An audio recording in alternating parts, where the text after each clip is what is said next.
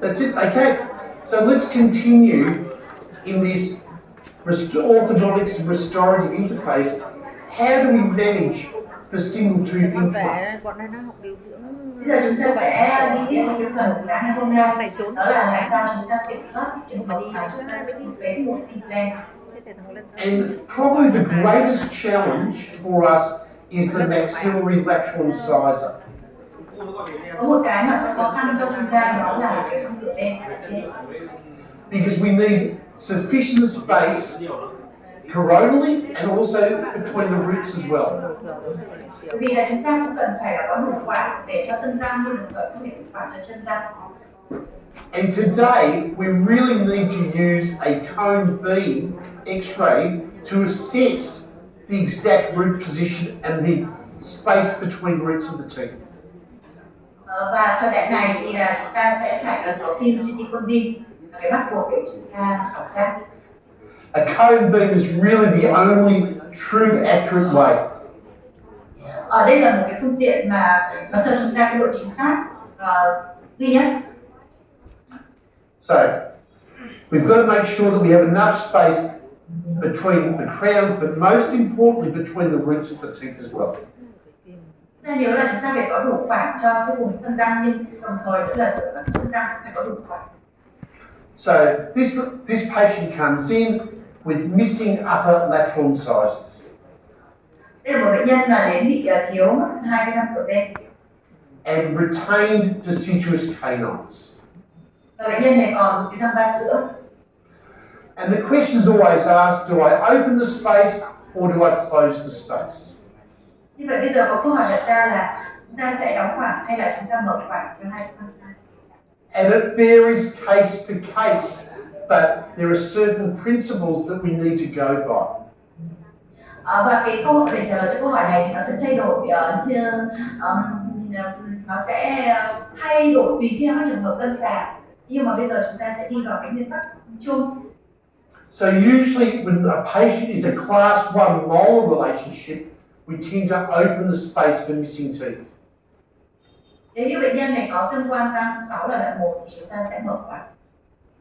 And one of the big advantages here is that when we take out the deciduous canines and we move the permanent canines back, we will get good bone. We will leave good bone behind. Thì có một cái ưu điểm đó là khi mà chúng ta nhổ cái răng sữa, xong rồi chúng ta di cái răng nanh ra phía xa thì chúng ta sẽ tạo cái vùng có cái xương rất là tốt. So we always do a diagnostic setup or a simulation to make sure that we can make it work on the models before we make it work in the patient's mouth. Và chúng ta nhớ là chúng ta luôn luôn phải làm cái setup mẫu hoặc là chúng ta làm cái simulation ở trên cái máy tính trước khi chúng ta bắt đầu điều trị. So here we are with the braces. Đây là trường hợp mà chúng ta đã gắn nút cài. And we're opening the space for the missing lateral incisors. Để tạo khoảng cho răng số 2. But look at the nice bone that we have left behind as we move the teeth back. Và chúng ta thấy là chúng ta sau khi chúng ta di cái răng ra phía xa thì chúng ta đã để lại cái xương. But this patient also had very narrow central incisors, so we thought we could open up some space to build up the centrals as we do the implants for the laterals. Và do là ở bệnh nhân này chúng ta thấy có hai cái răng cửa giữa nó rất là nhỏ. Thế chính vì thế mà ngoài cái chuyện là chúng ta tạo chỗ để cho tạo cắm cái implant cho răng số 2 thì chúng ta phải tạo chỗ để phục hồi lại. And this is why it's so important to work as a team with your orthodontist or your prosthodontist, whoever's going to be doing other parts of the treatment. Đó là cái lý do mà tại làm sao chúng ta phải làm việc. Chúng ta phải làm việc với nhóm, chúng ta phải trao đổi tốt với lại bác sĩ phục hình hoặc là các bác sĩ mà cần thiết trong quá trình điều trị bệnh nhân. So here we are. We finished our orthodontic component.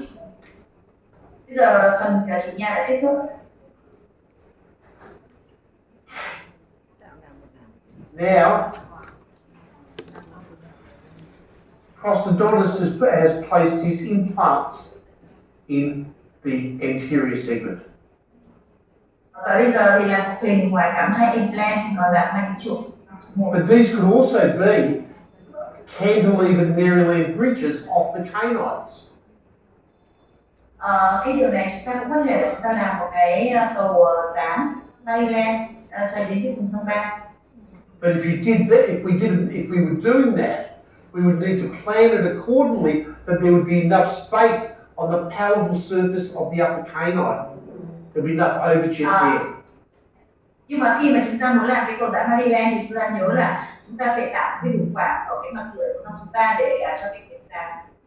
So it's very important that we plan the case, and it's a different plan depending on the restorative option that will be chosen. Như vậy chúng ta nhớ là chúng ta sẽ phải lên kế hoạch từ trước nó phù hợp với lại cái phương pháp phục hình mà chúng ta lựa chọn để sau này. So this patient comes in, and his uncle is a general dentist. Đây là một bệnh nhân đến, bệnh nhân này có bác thì là bác sĩ nha, bác. And he is a full class 2 on the right hand side and missing his upper left lateral. Ở phía bên phải thì cán loại 2 100%, ở phía bên trái thì bệnh nhân này có mất răng số 2. And he's also a 50% class 2 on the left hand side. Và có khớp cắn loại 2 là 50%. And his uncle only wanted to have the space open for the missing lateral incisor. Và cái người bác thì chỉ muốn là mở cái khoảng cho răng số 2. But there's not much room there to place an implant. Chúng ta thấy là cái khoảng nó không có nhiều để cho implant. So we did some preliminary orthodontic alignment. Chính vì thế mà chúng ta chỉ làm một cái chỉnh nha tối thiểu để làm sắp đều ra. Which once again we will teach everybody who comes to our course how to do this routinely in their practice. Và như vậy thì trong cô học tôi cũng sẽ dạy cho các bác sĩ là cách mà để cho chúng ta điều trị trường hợp rất là đơn giản như thế này. So you can see he's got a peg lateral, and we're gonna have the space 1/3 in front and 2/3 behind. Cái trường hợp này cũng có cái răng 2 rất là nhỏ và chúng ta để cái khoảng là cái khoảng trống 1/3 đến phần 2/3 phía sau của răng số 2. So we've now opened the space for the upper left lateral incisor. Và bây giờ thì chúng ta đã mở được khoảng cho răng cửa bên. And we shall do a build-up on the upper right lateral incisor. Và chúng ta sẽ tạo hình cái răng số 2 ở phía bên trái, ở phía bên phải. Here we are with the build-up done, and the space open for the upper left lateral incisor. Vậy thì với cái răng 12 là chúng ta đã tạo hình cái thân răng, còn răng 22 thì đã có cái khoảng. And if you notice, I put bonded retainers on here and here to prevent these teeth drifting until the implant is in place. Chúng ta chú ý là ở đây tôi đặt cái duy trì cố định cho cái răng số 3 và răng số 4 ở phía trước, đó là hai cái răng số 1. Mục đích là trong cái thời gian mà đặt implant chúng ta phải cố định như thế để cho răng nó không ngả vào cái khoảng đã dành cho implant. And in the interim, he placed a bonded composite resin on the adjacent teeth whilst we were waiting for his growth to finish. Và trong cái quá trình để chờ làm cái trụ thì chúng ta thấy là làm một cái cầu dán. That's not a typical hairstyle that we have here in Australia. Và cái kiểu tóc này nó cũng không phải là kinh điển ở Úc. Okay, so this is a very interesting young lady. Một bệnh nhân nhỏ tuổi rất là thú vị. So this patient is missing her upper left lateral. Bệnh nhân này bị mất thiếu mất răng số 22. And she has a class 2 buccal relationship on her right hand side. Ở phía bên phải là tương quan răng loại 2. And her upper midline is deviated to the left because of her missing upper left lateral. Giữa của hàm trên thì lệch sang phía bên trái là vì do là thiếu răng số 2. So how do you treat this patient? Vậy thì chúng ta điều trị bệnh nhân này như thế nào? Do we take out the upper right premolar, move everything around and open the space for the upper left lateral. Liệu chúng ta có thể là nhổ cái răng số 14 và sau đó thì chúng ta di các cái răng sang phía bên phải để dành chỗ cho răng số 22 không ạ? And I have an expression which says never say never and never say always. Và có một cái nguyên tắc đó là chúng ta không bao giờ được nói không và không bao giờ chúng ta được là có, tức là luôn luôn là không và luôn luôn là có. So with this patient, and once again we would have to teach you all about diagnosis and treatment options. There's not one right way. There can be many right ways. Ví dụ như bệnh nhân này cũng vậy, tôi cũng sẽ dạy cho các bạn là không chỉ có một phương pháp mà có rất nhiều các cái phương pháp.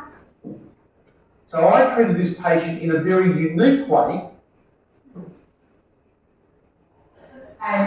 Chúng ta sẽ điều trị bệnh nhân trong một cái cách rất đặc biệt. Where I took out the upper right lateral incisor. Ta sẽ nhổ răng số 12. And now I've got good symmetry, which makes it easier for a dentist to go ahead and do some veneers or crowns on those canines to make them look like lateral incisors. Như vậy là khi mà chúng ta nhổ răng 12 này thì chúng ta có cái răng số 3 đó thay thế vào, và sau đó thì bác sĩ phục hình sẽ làm veneer để chúng ta không dán veneer của cái răng cửa, và khi chúng ta làm như này là chúng ta có sự cân xứng giữa hai bên. So before and after. Trước và sau. So here we have a patient who comes in with once again missing upper lateral incisors. Đây là một trường hợp khác, bệnh nhân đến thì cũng bị thiếu một răng cửa bên. And once again, we've got a situation where we've got a class 1 buccal relationship.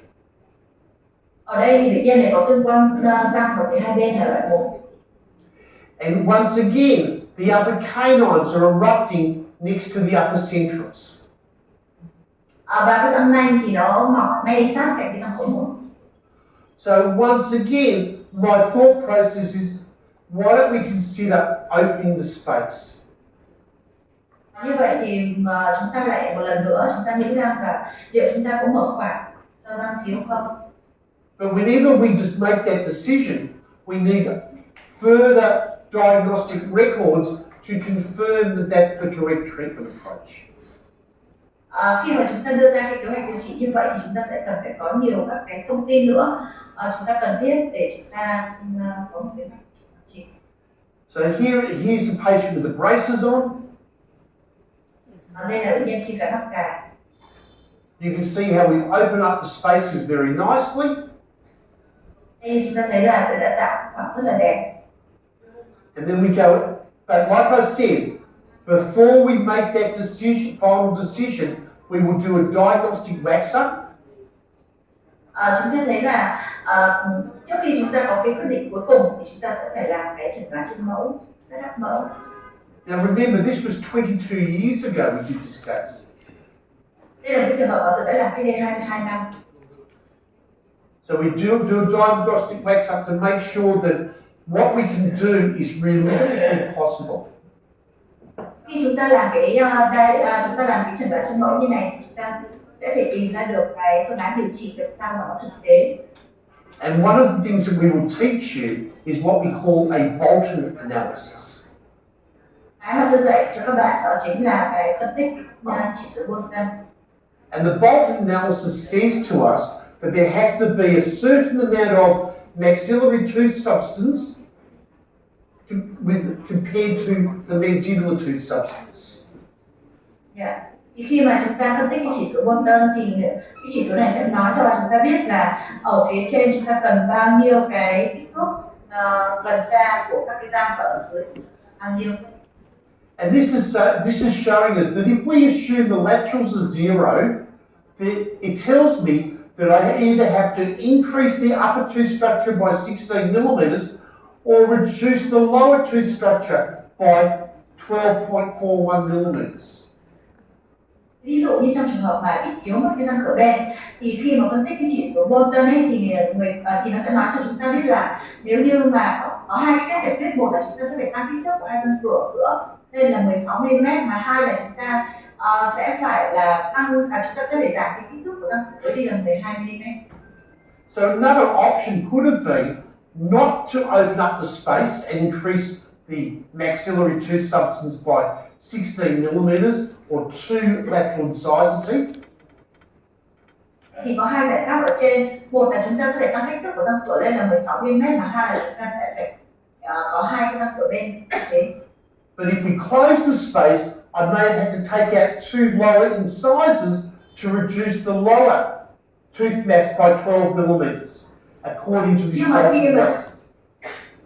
Nhưng mà khi mà chúng ta không có làm cái răng số 2 và chúng ta đóng kín hết quả, thì ở dưới chúng ta sẽ phải nhổ hai răng cửa. Có nghĩa là chúng ta sẽ phải giảm kích thước đi là khoảng 12 mm. Đấy là Bolton đã chỉ ra cho chúng ta như vậy. But once again, we would confirm which is the best approach based on many different criteria. Như vậy thì chúng ta sẽ phải là người quyết định xem là lựa chọn phương pháp nào. So this is before, Trường hợp trước khi điều trị. and this is after, where our prosthodontist did cantilevered Maryland bridges, which were cantilevered off the upper centrals. Đây là hình ảnh sau khi điều trị, sau khi mà bác sĩ phục hình đã làm hai cái cầu dán Maryland ở phía trên và ở dưới là có cái điều trị. And we've got nice root position for any implants in the future. Ở trên thì các bạn thấy là cái chân răng đã được chuẩn bị ở và cái vị trí rất là tốt trên ngực này. But remember, I said we never say never and we never say always. Như tôi đã nói, chúng ta không bao giờ nói là không bao giờ hay là luôn luôn. Because this was Sarah. We just showed you the case of Sarah. This is Sarah's younger sister. Đây là trường hợp của cô bé Sarah, cô bé rất là nhỏ. So Sarah's younger sister, Dominique, is also missing 2 upper lateral incisors. Thì đây là cô em của cô trước thì cũng bị thiếu cái răng số 2. But she has a different Bolton analysis and she has a different occlusal scheme. Nhưng mà cô em này thì lại có cái góc cắn nó khác, chính vì vậy là chúng ta sẽ có cái cách tiếp cận điều trị khác. So we did a diagnostic setup for her, but it was different to the one that we did for her sister. Thì ở đây chúng ta cũng làm cái chẩn đoán ở trên mẫu, chúng ta cũng set up cái mẫu. Có một cái cách là chúng ta cũng làm giống như là cô chị. For her, we decided we would close the space for the upper canines. Vậy cô bé này thì chúng ta sẽ làm thử cái setup đó là chúng ta đóng quả. But there was not sufficient overjet to do that, so we also had to remove the lower incisor as well. Nhưng mà khi mà đóng kín cái quả này thì nó không có đủ cái độ cắn chìa, chính vì thế mà chúng ta phải lấy đi thành độ cái mũi răng ở dưới. So here we are. We've taken out a lower incisor tooth. Đây ở dưới đã nhổ một cái răng cửa dưới. We're closing the upper spaces. Và đóng quả. We started in August 2000 and we finished them about 18 months later. Bệnh nhân này đã kết thúc điều trị sau 18 tháng. So now she could have veneers done or crowns on those upper canines to make them look better. Đây chúng ta thấy là chúng ta đã chuẩn bị cho để về sau chúng ta sẽ làm hai cái veneer cho răng số 3 để tiến hành răng số 2. And even though we took out the lower incisor, the roots are well positioned. Và ở dưới thì sau khi nhổ một cái răng ở dưới thì đã sắp các cái răng có cái vị trí chân răng tốt. What about the missing lower second premolar, which is a very commonly missing tooth? Bây giờ sang cái trường hợp mà bị thiếu một răng số 5 của dưới. We know that the deciduous predecessor, the deciduous second molar, is about 10 or 11 millimeters in width. Như thế là thường là các cái răng sữa số 5 ở dưới thì nó có cái đường kính khoảng 10 mm, có độ rộng của 10 mm. But we only actually want about 7.5 millimeters of space for the premolar tooth.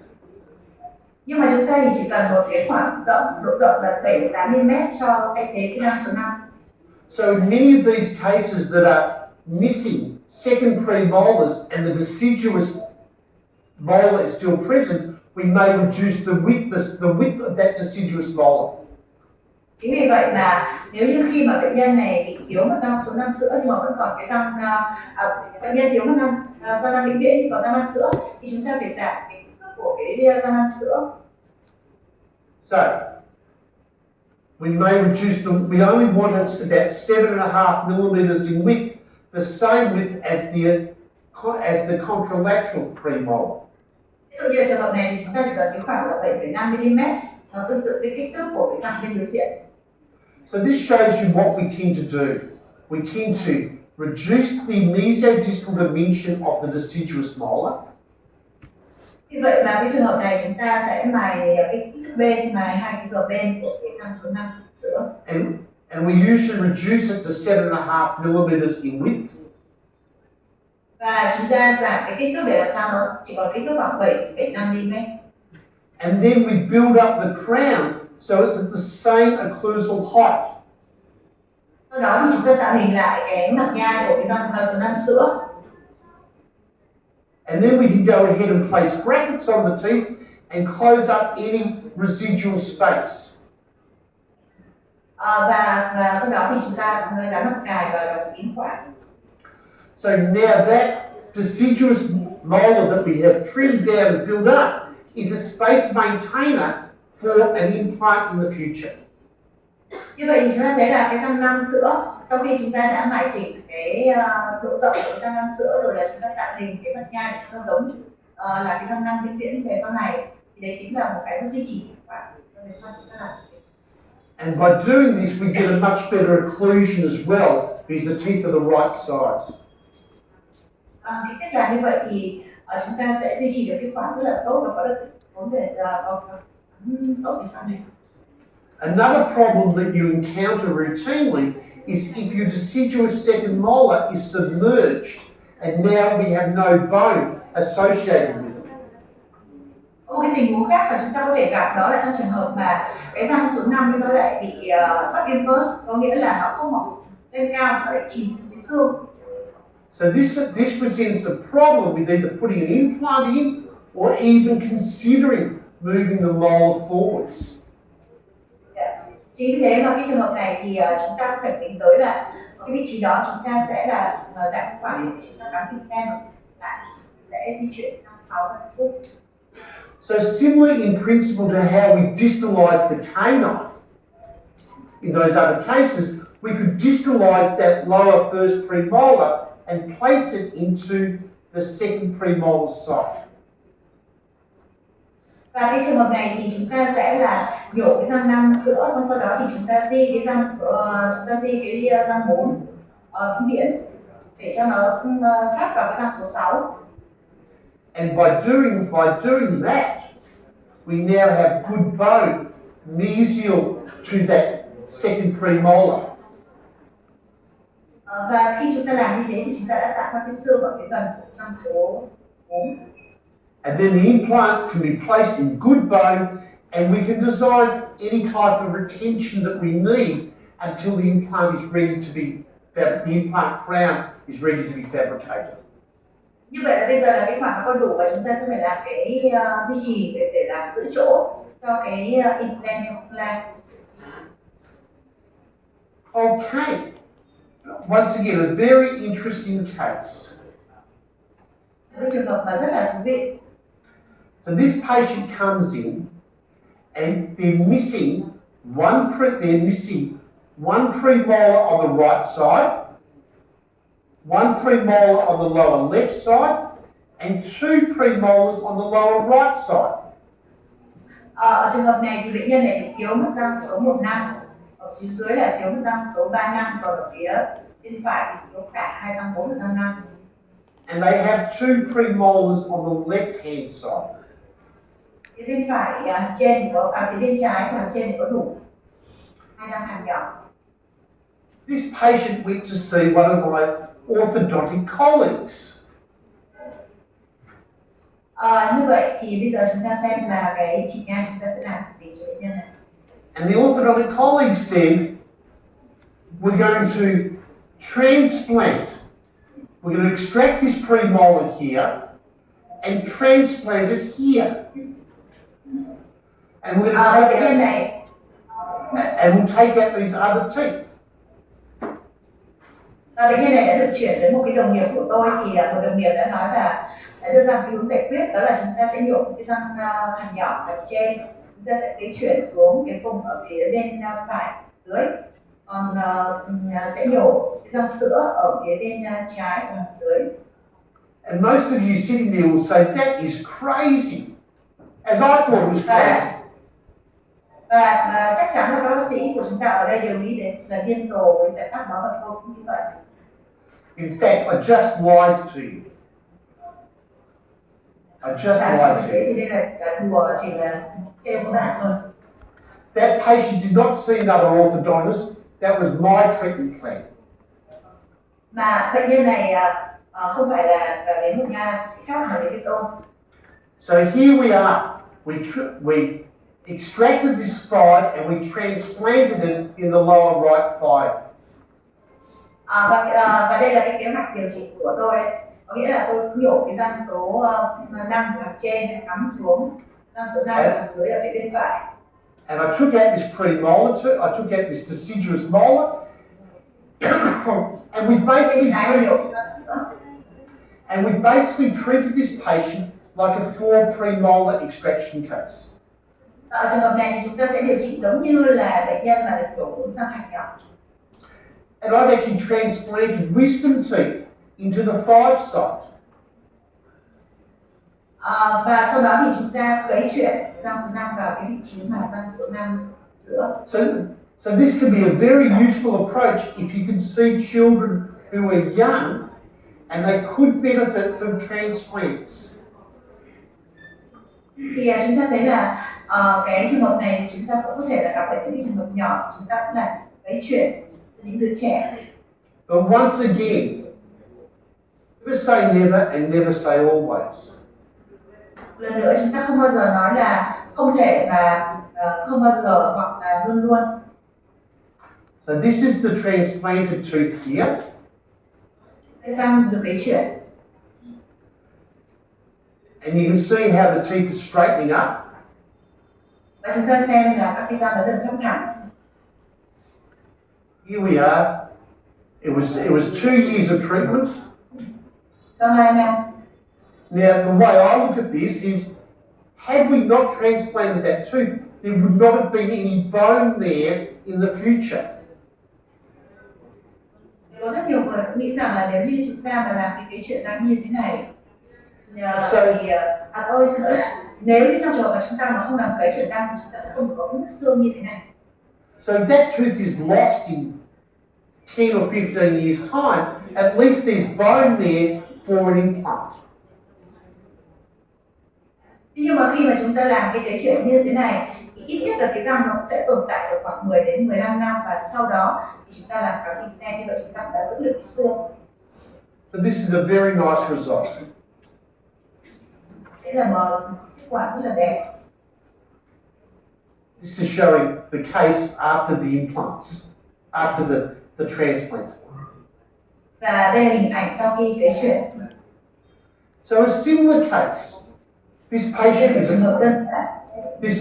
a friend of my son. Đây là người bạn của con trai mình.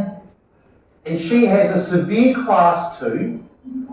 She's missing the upper right. She's missing the upper right thigh, and she's missing the lower left thigh. Bệnh nhân bị thiếu mất răng số 15 và răng số 35. And she's got 2 premolars on the upper left 4 and the upper left thigh. Như vậy thì là bệnh nhân này ở phía trên là bệnh nhân này có đủ răng, có 2 răng số 4 và răng số 5. So I thought to myself, if we took out the upper right deciduous second molar and the upper left deciduous second molar and transplanted the 2 5 into the 3 5 side. Thế thì tôi đã dự định là ở phía bên phải thì tôi nhổ cái răng sữa đi, ở phía bên phải của hàm trên thì tôi nhổ răng sữa, và ở phía bên trái thì tôi cũng nhổ cái răng sữa của hàm trên. Sau đó thì tôi lấy chuyển răng nanh của hàm trên xuống răng nanh dưới. So this way, she would not need any prosthetic replacement of that missing 3-5. Vậy thì là trong trường hợp này thì bệnh nhân sẽ đạt được cái thẩm mỹ với lại ở hàm trên thì toàn thiếu toàn bộ cái răng nanh. So that's what we did. We transplanted the 2-5 into the 3-5 side. Như vậy là ở đây chúng ta sẽ lấy chuyển răng trên xuống răng dưới. And we took out the upper right E because there was a missing underlying 1-5. Còn ở phía bên phải ở trên thì nhổ cái răng sữa. And we took out the upper left E. Và như vậy thì sau đó thì chúng ta sẽ sắp đều răng và giảm cái rêu. So we took out the upper right E, the upper left E. Bỏ các cái răng sữa số 5 ở bên phải và bên trái. And we transplanted the upper left 5 into that lower left 5 side. Chuyển răng nanh trên xuống răng dưới.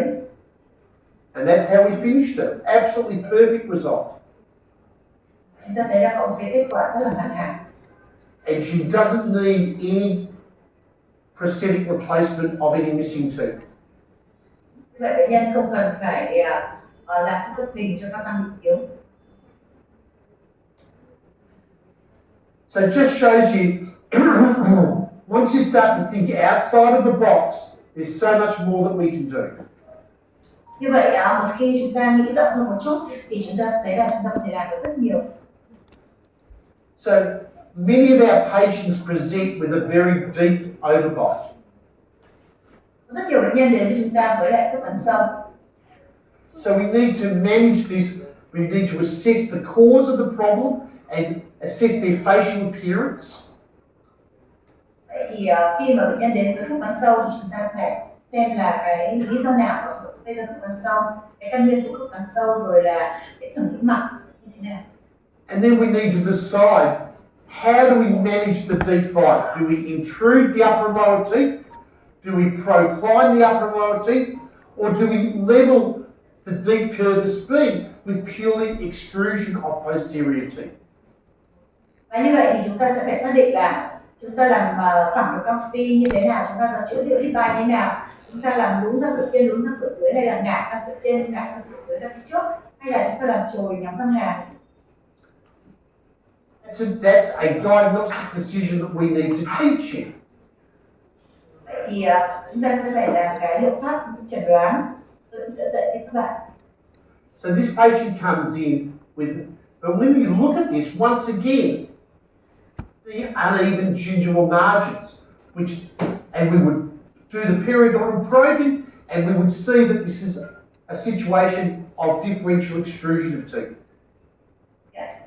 Thì ở cái trường hợp này thì chúng ta thấy cũng có sự là không đều nhau của các đường về lợi, và khi chúng ta khám thì chúng ta thấy rằng là có cái sự trồi của một số các cái răng.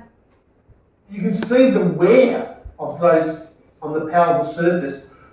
I'm sure that everybody could find the entrance to the root canal of these teeth. Thì ở trường hợp này chúng ta thấy là nó mòn, và khi nhìn cái diện này thì chúng ta đã nhìn thấy cái vùng tủy, và tất cả chúng ta ở đây đều nghĩ rằng là đã phải vào đến tủy. So once again, we go through our decision process. Do we need to intrude those teeth? Do we need to procline them? Here we're going to intrude those upper anteriors to level the gingival margin. Thì ở đây chúng ta phải tìm ra xem là chúng ta xử lý như thế nào. Thì ở đây chúng ta sẽ phải là làm đúng các cái răng cửa. So we're intruding the anterior teeth, and we need to put some restorations on the palatal surface to protect the pulp from saliva and bacteria. Như vậy thì ở trường hợp này chúng ta ngoài là chúng ta làm đúng răng cửa thì chúng ta còn phải dùng cái vật liệu của hàm răng để chúng ta làm che cái vùng tủy ở mặt trong của răng cửa để bảo vệ tủy sống, để cho nó khỏi nhiễm bẩn từ nước bọt. But all of these cases are well within the realm of every general dental practitioner. Cả cái trường hợp này thì nó đều là có thể xử lý bởi các bác sĩ nha tổng quát. And we will teach you how to do all of these type of cases. Và cái này tôi sẽ dạy các bạn làm sao chúng ta có thể điều trị. So once again, this patient has a deep bite, and you can see the wear of the teeth. Ví dụ như bệnh nhân này khớp cắn rất là sâu và chúng ta nhìn thấy mỏng răng.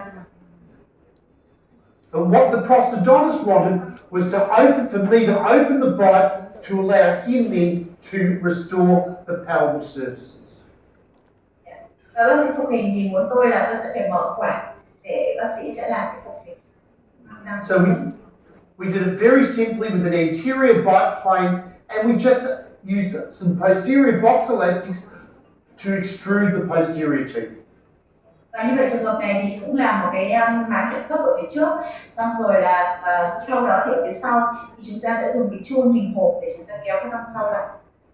And now now he has the restorative space to build up these teeth. Và đến giai đoạn này là chúng ta đã có đủ quản để cho hình cái thân răng. And that's all he wanted, the restorative space to build up the teeth.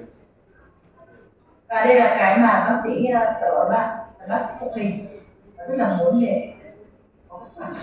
So what orthodontics can do can make a very difficult restorative patient into a very simple restorative patient. Như vậy cái mà bác sĩ chỉnh nha có thể làm có nghĩa là biến từ một bệnh nhân rất là khó cho bác sĩ phục hình sang một cái ca là bác sĩ phục hình xử lý rất là dễ dàng.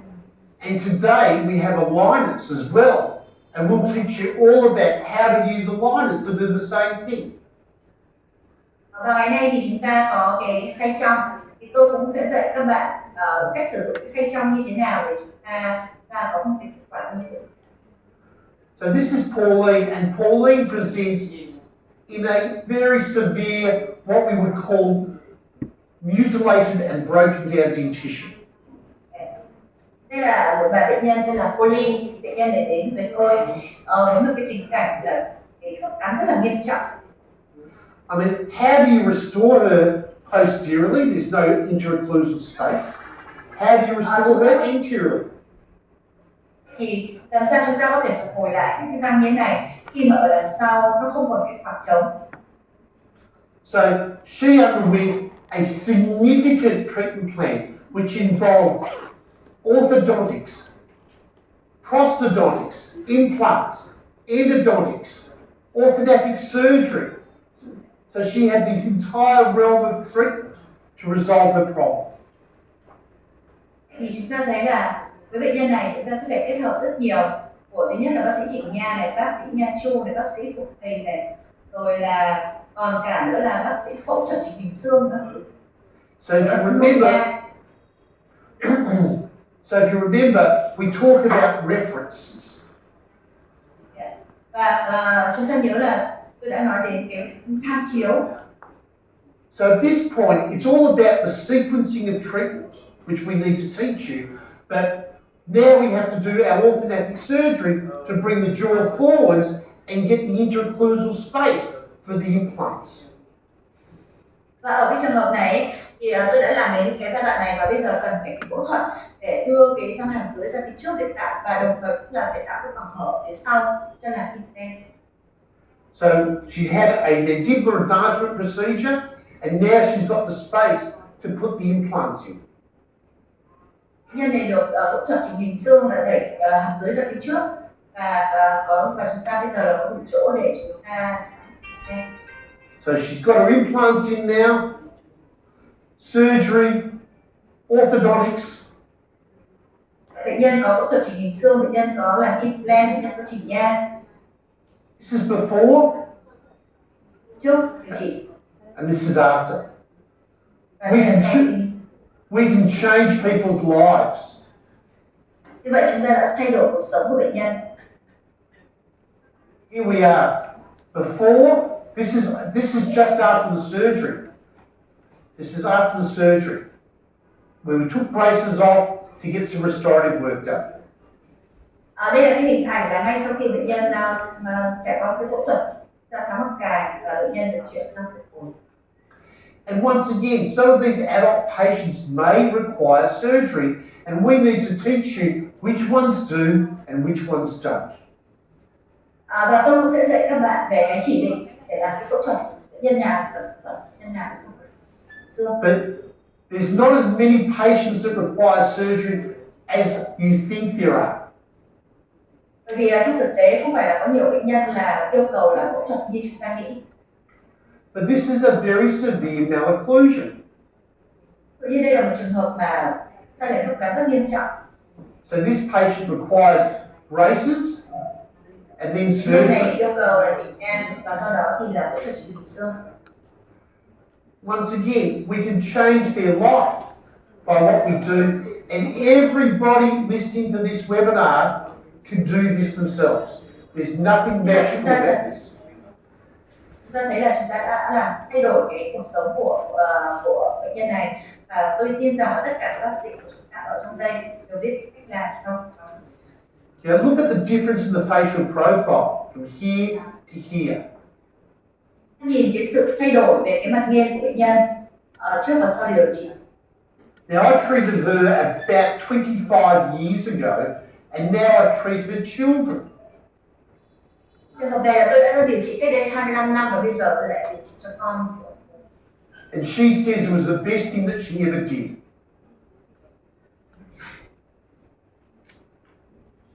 But this is done with a combination of braces and surgery, but everybody here could do this. It is very simple to do. Như vậy chúng ta thấy là bệnh nhân này chúng ta đã làm điều tốt đẹp nhất cho bệnh nhân này, và tôi tin rằng các bác sĩ của chúng ta ở đây đều. So this was very interesting because this case taught me a lot about probably nearly 30 years ago. This case. Và cái ca này thì tôi đã học rất là nhiều. Cái ca này khoảng cách đây 30 năm.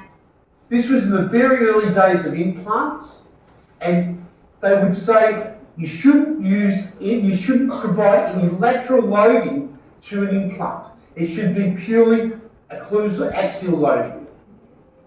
Thế thì từ cái ngày xưa thì khi mà cái implant nó mới xuất hiện ấy, thì được khuyến cáo là với những cái răng mà là implant thì tốt nhất là chúng ta không nên là có cái lực dịch chuyển sang bên đối với cái răng đó, mà chỉ có cái lực theo chiều dọc thôi. So what happened was this patient was missing their canine, and by prosthodontist putting an implant canine, and he had to reduce the size of the canine so there was no lateral loading. Chính vì thế mà ở cái bệnh nhân này là sau khi được cắm implant của cái răng số 3 thì bệnh nhân này được bác sĩ thực hiện làm nhỏ kích thước của răng số 3 để không có hướng dẫn sang bên. And it doesn't look very good. Thực tế thì trông nó không được đẹp. So this other patient came in about 6 months afterwards, and they wanted to do a bridge between the 2-3 and the 2-5. Một cái bệnh nhân khác khi mà đến thì bệnh nhân này lại muốn làm cái cầu răng từ răng 3 đến răng số 4 ở trên trái. But the problem with that would have been we would have had lateral loading on the abutment for the bridge. Nhưng cái vấn đề là ở phía bên này thì chúng ta bị một cái lực khi đưa hàm sang bên, nó ở trên cái cầu răng. So the dentist asked me, is it possible to move that 2-5 forwards, and we do the bridge between what would be the 2-5 and the 2-6? Yeah. Thế thì bác sĩ phục hình có yêu cầu là liệu tôi có thể là di chuyển cái răng số 5 về vị trí của răng số 4, xong sau đó thì sẽ làm cầu răng từ răng số 5 đến răng số 6 được không? And back 30 years ago, I didn't know if that was possible. Và cách đây 32 năm thì tôi nghĩ là tôi không thể nào làm như thế được. But that's what we did. We moved the 2-5 all the way forwards, and look at the beautiful bone that we created as we moved the 2-5 forwards. Và cái trường hợp này thì tôi đã di chuyển cái răng số 5 về phía trước, và sau đó chỗ.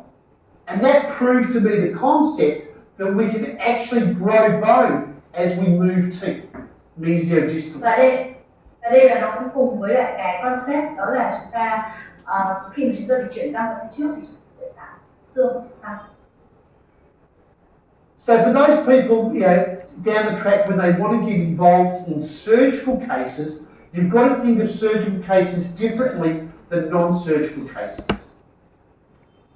Và bây giờ sang cái phần tiếp đó là chúng ta làm những bệnh nhân mà có phẫu thuật chỉnh hình xương. And we should teach everybody all of this, but what we need to do is do what we call decompensation. Bring the teeth back over the basal bone. Và để làm cái phẫu thuật chỉnh hình xương ấy thì tôi sẽ dạy các bác sĩ về cách là chúng ta làm mất và làm giải bù trừ trước khi phẫu thuật. Tại sao? So here the teeth actually are compensating for the underlying skeletal discrepancy. Ví dụ như ở trên cái hình này chúng ta thấy là cái răng đã có cái sự bù trừ trong việc là xương răng cửa trên. So we make the so what we do is make the problem worse before surgery. Cái mà chúng ta làm đó là chúng ta phải làm giải bù trừ răng trước khi phẫu thuật. So this is what we call pre-surgical orthodontics. Được gọi là chỉnh răng trước phẫu thuật. And then the surgeon moves the jaw into the correct position. Đó thì bác sĩ phẫu thuật sẽ di chuyển xương về đúng vị trí. And then we go ahead and bring the teeth together, ideally. Và sau đó thì chúng ta sẽ di chuyển răng để có cắn đi. So this is a classical patient who is a class 3 skeletal. Đây là một trường hợp kinh điển khớp cắn loại 3 xương. With lots of crowding. Có khớp cạnh nặng. So we will end up taking out the upper premolars to decompensate the proclined upper anterior teeth. Trên sẽ nhổ hai răng 4 để chúng ta làm dựng thẳng trục răng và làm thẳng răng. So here we are, we've extracted the upper first premolars. And now we're moving the upper anterior teeth back. Đó thì di các răng trước, ra sau. And then we would go ahead and do surgery afterwards. Và sau đó thì sẽ phẫu thuật. So for example, this patient here, we need to decompensate them again. Ví dụ như trường hợp này chúng ta cũng phải làm giải bù trừ răng. But the upper incisors here are already very upright. Nhưng mà chúng ta thấy là cái răng cửa trên nó đã tương đối là sự thẳng. So we can't move them back any further because they're already decompensated. Cho nên là chúng ta không thể làm cái giải trừ là chúng ta lại tự thẳng cái trục răng bởi vì nó đã thẳng rồi. But the lower anterior teeth are upright in this situation. So we're going to need to procline those teeth to decompensate them. Chúng ta nhìn ở hàng dưới thì các răng cửa dưới nó lại tương đối là nó quặng và nó tức là tương đối thẳng. Bây giờ chúng ta phải làm nó ngửa ra. And we will teach you all the mechanics. It's very, very simple. Tôi cũng sẽ dạy các bạn về cái vấn đề này, nó là cái cơ chế nó rất là đơn giản. So we're basically making the malocclusion worse by proclining the lower incisors further. Thường là chúng ta sẽ làm cho cái tình trạng khớp cắn nó sẽ tồi tệ hơn. And then the patient's going to undergo orthodontic surgery. Và sau đó thì bệnh nhân sẽ được điều trị chỉnh hình xương. And this is what she looks like. Let's go back to the image. That's what she looks like before she started. With a very đây là cái hình ảnh trước khi phẫu thuật. With a very flat nasolabial angle. And this is what she looks like after braces and orthodontic surgery. Đây là hình ảnh bệnh nhân sau khi mà điều trị chỉnh nha với kết hợp. Okay. So finally, before we go for our lunch break, let's talk about the class 2 patient who requires pre-surgical decompensation. Sau khi ăn trưa thì sẽ nói về cái phẫu thuật cho trường hợp vậy này. So usually in the class 2 patient, the upper incisors may be tipped back a little bit and or the lower incisors forwards to compensate for the malocclusion. Thường là với những cái trường hợp mà loại 2 do xương nặng ấy thì sẽ có sự bù trừ của răng hàm trên thì tương đối là thẳng, răng cửa dưới thì So any decompensation may mean proclining the uppers a little bit and retroclining the lowers. Như vậy thì cái bù trừ của lệ 2 đó là chúng ta phải là dựng thẳng trục của cái răng cửa trên một chút, làm nó ngửa ra trước một chút, đồng thời nữa là đưa cái rìa cắn răng cửa dưới đi về cái lưỡi để răng. So sometimes we need to consider if the removal of lower teeth, sometimes to find space to upright the lower teeth. Chính vì thế mà đôi khi là chúng ta sẽ phải là nhổ bớt cái răng hàm nhỏ để chúng ta dựng thẳng trục của răng cửa dưới. So we make the overjet worse, so we can then got more overjet to bring the mandible forwards. Và như vậy chúng ta sẽ làm tăng cái độ cắn chìa để cái này nó sẽ tạo điều kiện thuận lợi khi mà chúng ta phẫu thuật dương đẩy ra trước. And we do the finishing. So this may Và chúng ta be, kết thúc. let's just finish off with the micro implants.